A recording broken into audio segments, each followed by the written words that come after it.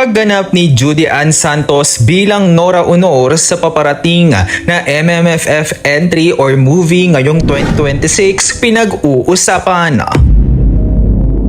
Ano kaya ang say at naging pahayag dito ng magkapatid na sina Lotlot De Leon at Matet De Leon?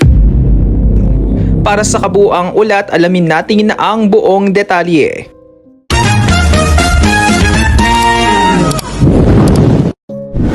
Isang malaking gulat sa industriya ang paglabas ng balitang bibigyang buhay ng reyna ng soap opera na si Judy Ann Santos, ang karakter ng yumaong superstar at national artist na si Nora Honor sa pelikulang Bernal na isinulat ni Ricky Lee. Ngunit sa gitna ng pagdiriwang na ito para sa sining, tahimik pa rin at wala pang opisyal na pahayag o reaksyon ang anak ni Ate Guy na si Lotlot De Leon at Matet De Leon, partikular na para sa proyektong ito. Sa halip na ang bagong pelikula, ang kasulukuyang pinag-uusapan sa pamilya ay ang mainit na issue sa pagitan ni Lotlot at ng kanyang mga kapatid na sina Ian De Leon ukol sa binuong one-person corporation na nagbibigay pugay sa kanilang ina.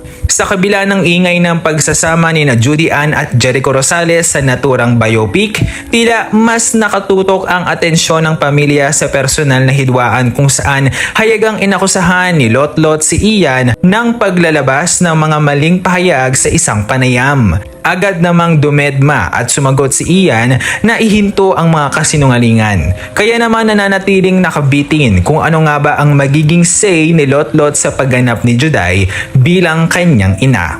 Habang hinihintay ng publiko ang kanyang reaksyon sa pelikula, malinaw na mas pinipili muna nitong harapin ang maselang issue na bumabalot sa legasiya at korporasyon na nag-iisang superstar.